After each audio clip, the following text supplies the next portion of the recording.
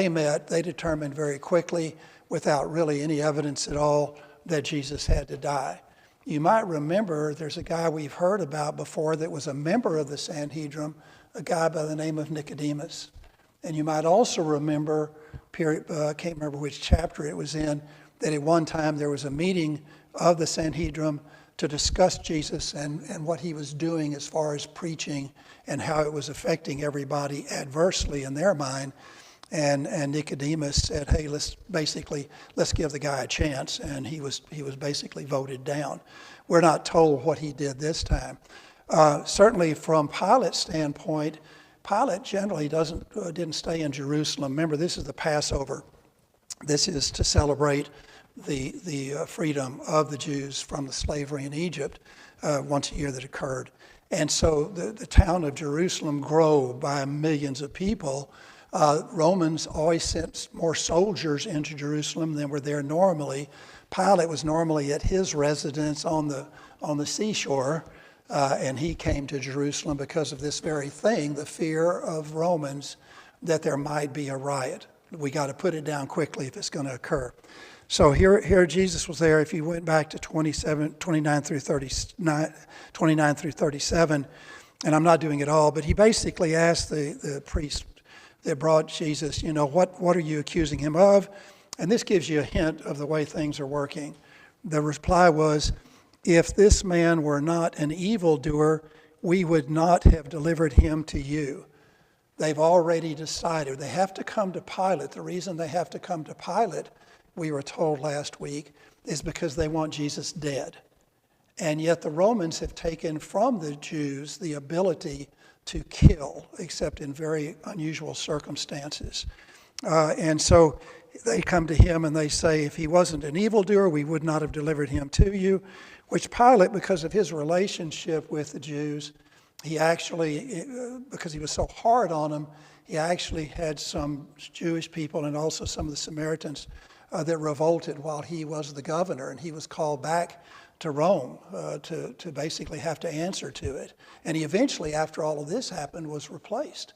And then later on, supposedly committed suicide because the Caesar at that time told him to do it. And so when they say we wouldn't have delivered him to you, Pilate says, take him yourselves, judge him according to your law. In other words, he's basically saying, hey, if you've already made your mind up, don't bring him to me.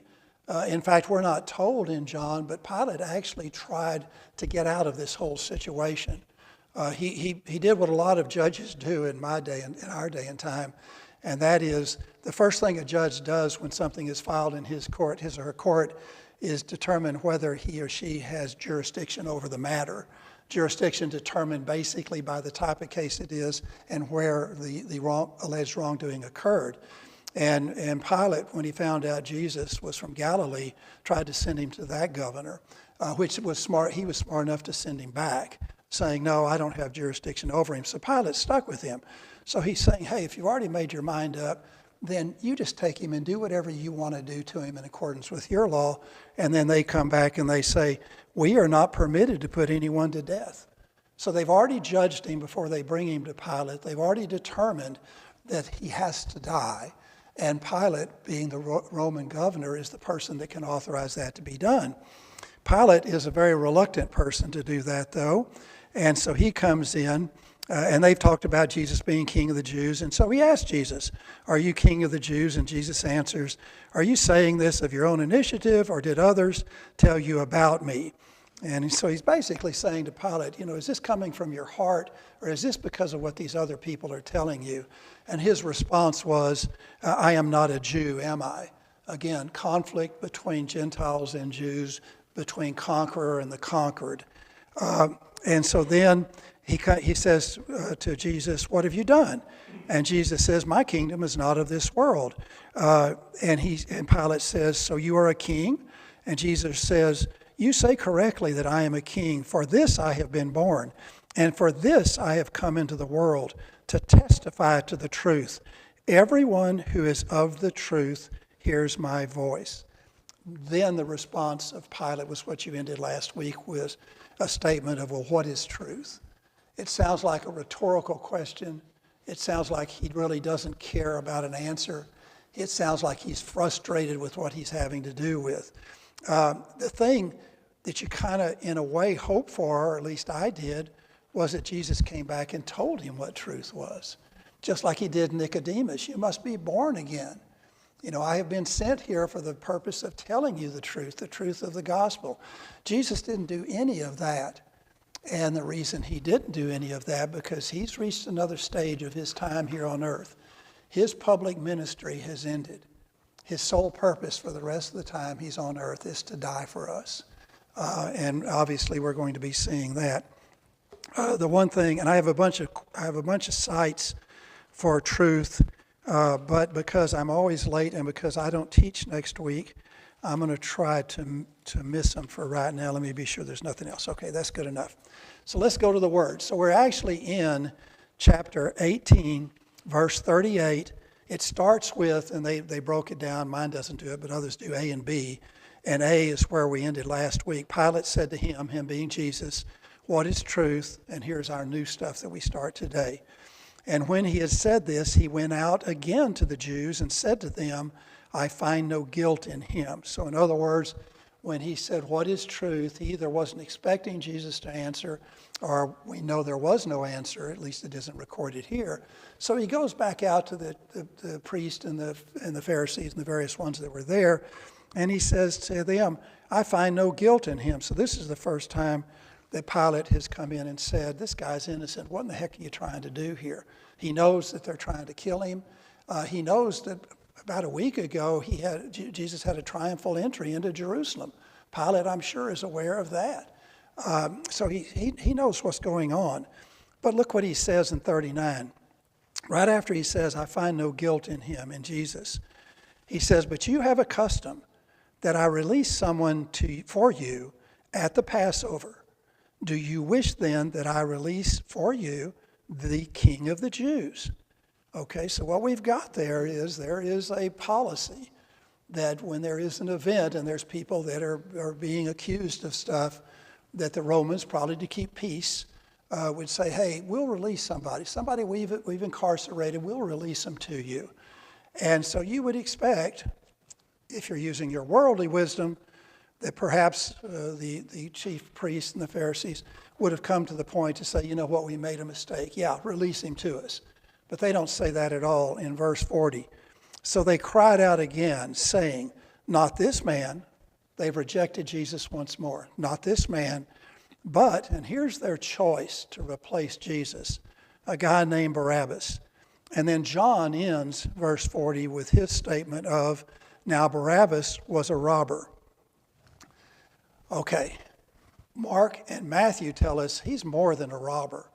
Barabbas was actually incarcerated because of murder. He murdered somebody during an uprising, not a big uprising apparently, but enough to get him put into jail. And so you sit there and you say, "No, wait a minute, Pilate, you know this guy Barabbas, you know what he was accused of doing. How can you even think about releasing him rather than this person that has already been judged before they ever bring him to you?" And so now we get to 19. So look what happens after they say this to Pilate. He doesn't say, "Okay, you can have Barabbas." He goes back in, he takes Jesus, and he scourged him. That's in number 1 of verse 19, of chapter 19. So you come in, and he's already said, "This guy's innocent." He says, "Hey, I'll give him back to you because of the custom if you'll just say you want him." And they say, "No, we don't want him." So he has the power to release him right there, to say to them, "No, I don't care what you say, I'm going to go ahead and release him." But he doesn't. He takes him back, and scourging was a process, fortunately, as far as I know, it's not used today, to where you are whipped. There was 3 levels, according to history. There's 3 levels of scourging that the Romans used. Fairly light, middle, and then enough to where it would almost kill you. And it was basically to take a whip that at the end of the whip had pieces of glass or metal embedded in the leather, and they would just beat the heck out of you. Now, Pilate didn't do this. When it says he scourged him, he ordered him to be scourged, and it was the Roman soldiers that did that. So you sit here and you say, why in the world would he do that? Well, look at what happens in chapter 19. And in addition to scourging him, and the soldiers twisted together a crown of thorns and put it on his head, and put a purple robe on him. And they began to come up to him and say, "Hail, King of the Jews," and to give him slaps on the face. Now Matthew and Mark, I think it is, will also tell you that the Roman soldiers spit on him, that the Roman soldiers hit his head where this crown of thorns was with a stick to drive the thorns further into his flesh, and that they also would, hypocrisy I guess is what you would say, they would kneel to him as if he really was a king. And all of this is being done because of Pilate wanting it done. Mock him. They mocked him, yes. And so Pilate is doing this, and you say, well, why is he doing this? Well, look what happens in 4. After all this happens, Jesus is still behind the scenes here. Pilate came out again and said to them, these are the Jews, "Behold, I am bringing him out to you so that you may know that I find no guilt in him." Wait a minute. You've told us at first he wasn't guilty. Now you've done something. Jews don't know what it is yet, but I'm showing you there's no guilt in him. And in 5, Jesus then came out wearing the crown of thorns and the purple robe. Now what John doesn't tell us is he's bleeding like a stuck pig. They have got his blood's coming out of his face. They have actually, in scourging, they take your shirt off and they do all of this stuff. And so there's scars and there's blood coming out of his back. And so he comes out and Pilate says to them, "Behold the man." Now, people wonder, there's a lot of in commentaries, the commentators are talking about, well, what was the purpose of that? Why not behold the King of the Jews, which he says at a later time? You might recall, Jesus classified himself or characterized himself as being the Son of Man as well as being the Son of God. In other words, being sent to earth in order that man had the opportunity for eternal salvation. And so he says, "Behold the man." Now, why has all of this happened through 5? The commentators, and I can see this and I agree with it, that what Pilate is trying to do, or was trying to do, was to present Jesus showing that he has been punished. He hasn't been killed. He has been punished, and he's hoping, the commentators believe, and I can see where this would be the case, he's hoping that the Jews will say, okay, enough's enough. Let's call it a day. Because he really doesn't want to kill Jesus. He has not found him guilty yet. But look in 6. So here's what happens. When the chief priest and the officers, this is the people with them, saw Jesus, they cried out saying, "Crucify, crucify." Pilate then says to them, look what he does here again, "Take him yourselves and crucify him, for I find no guilt in him." So again and again and again, I find no guilt in him. I'm not going to do what you want me to do. He knows when he says this, they can't crucify him. This is a way to show dominance. And basically, if you think he needs to be crucified, then y'all just go out and do it, realizing the law says you can't do it. If they did it, they're going to be on a cross.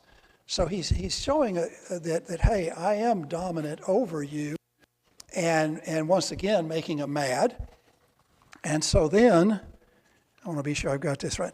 Then in number 7, the Jews answered him, "We have a law, and by that law he ought to die, because he made himself out to be the Son of God." Not the Son of Man, not the King of Kings, the Son of God. And that's true. They're not lying. That's exactly what Jesus has been telling people all of this time. Now, when you look then what happens in 8, therefore, when Pilate heard this statement, he was, and this is the New American Standard Version, he was even more afraid. Therefore, when Pilate heard them say, "He has made himself out to be the Son of God," he was even more afraid. So he was already afraid, according to John. Well, what was he fearful of? He was fearful because he was walking a tightrope. He had the power to crucify Jesus, but he also realized if he didn't, that the Jews were not going to be thrilled.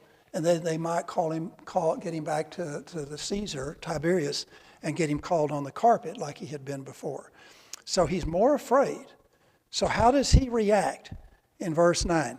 He enters into the praetorium again, Jesus is back there, and said to Jesus, "Where are you from?" Jesus gave him no answer. Now I need to turn to, because I've got myself a page missing here, and here it will be here. Okay, I can get this part, because I wanted to be sure to quote Isaiah for you. So what happens is, Isaiah said, this is Isaiah 53:2 and also 5, it skips 3 and 4. He was despised and rejected by men, a man of sorrow and familiar with suffering. Like one from whom men hide their faces, he was despised, and we esteemed him not.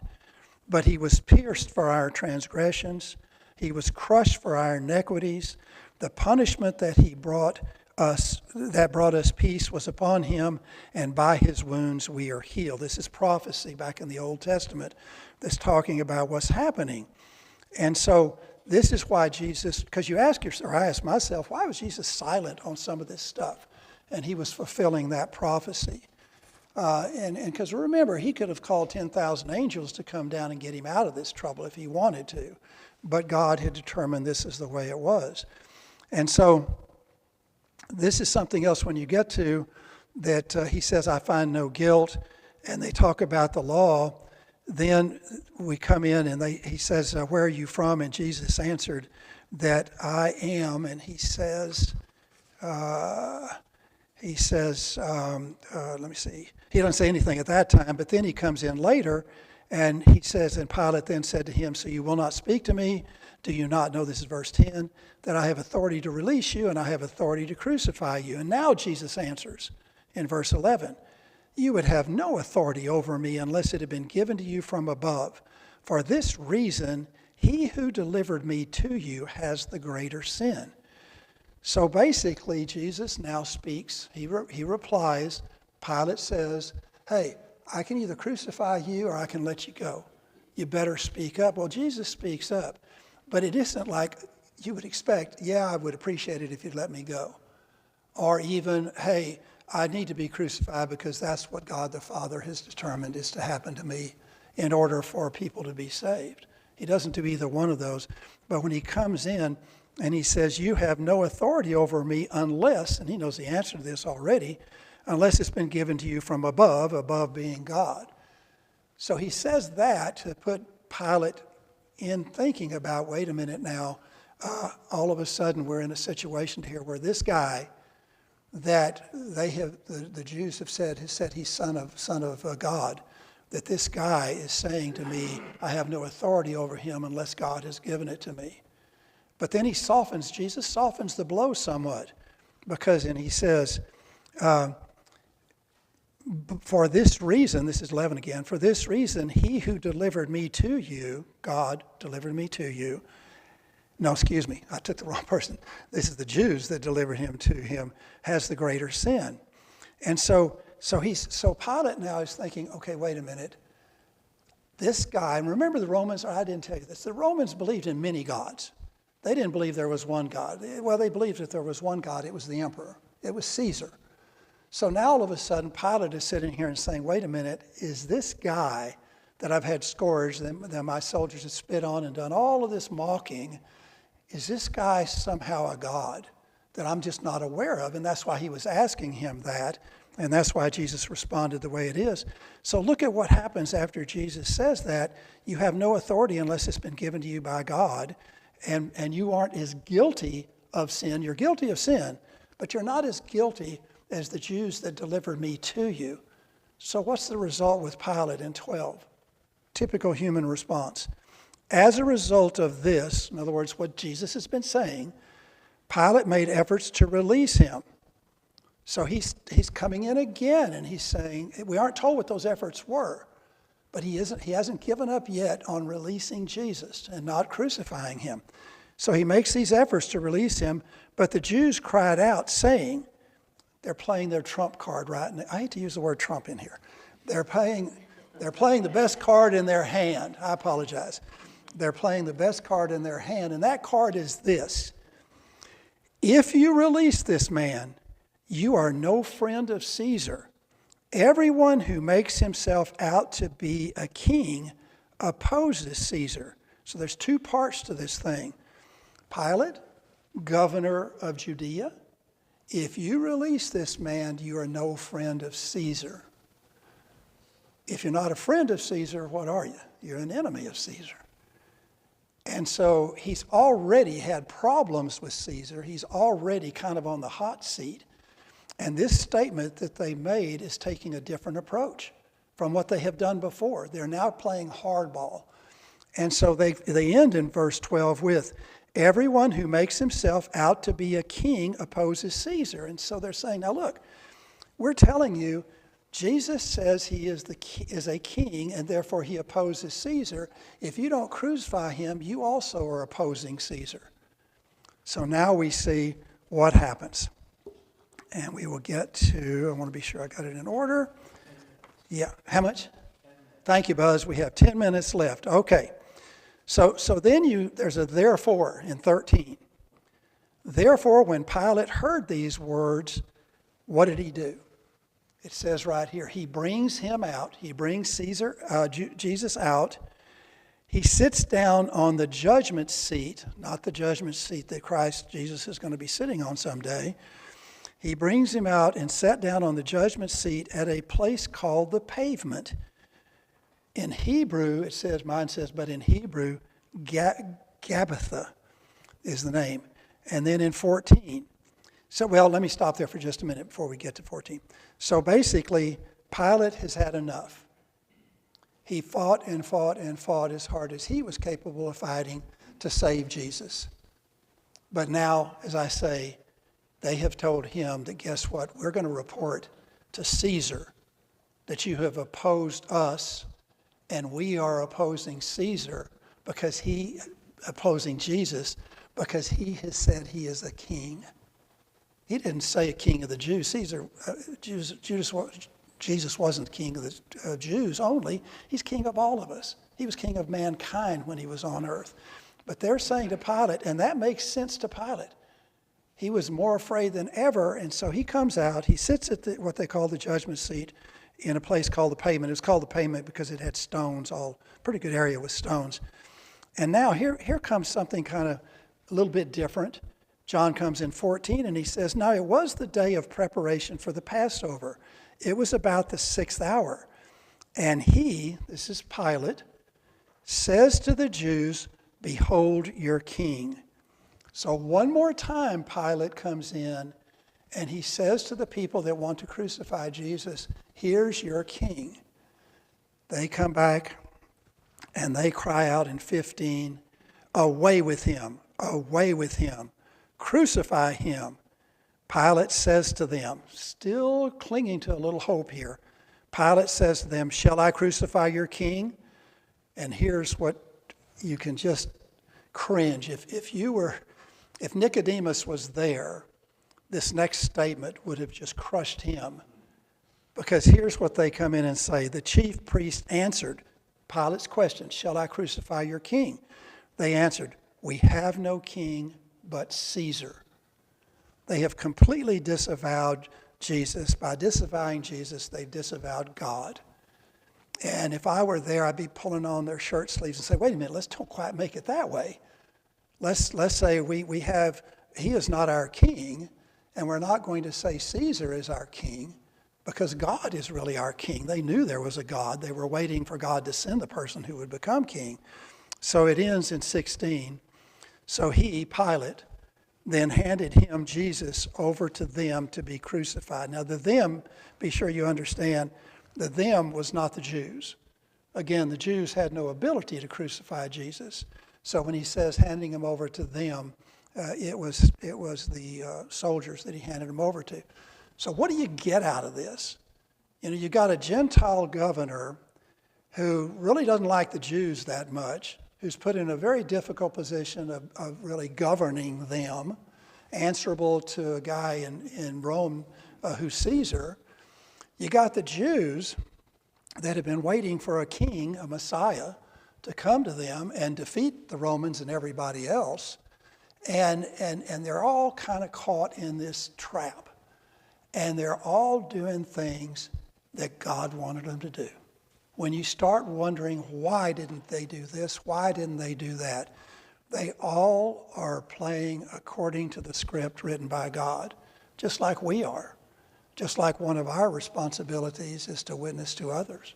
Our responsibility is to read the Bible and to try to understand the Bible, to accept the Bible as being the truth. Our responsibility is to live our lives in a manner that glorifies God. And God has done something for us that he didn't do for any of them, and that is he's instilled us with the Holy Spirit. Each person here that's made a profession of faith has the Holy Spirit in their heart. And I'm the world's worst about having to go to the Holy Spirit each day and saying, I am so sorry for the way I acted. Thank you so much. Thank you. Acted yesterday. I am so sorry for being the person that I am rather than the person you want me to be. But like each of you, I understand that I am not a completed work. And none of us are. We are all in the sanctification process, becoming more and more hopefully righteous each day.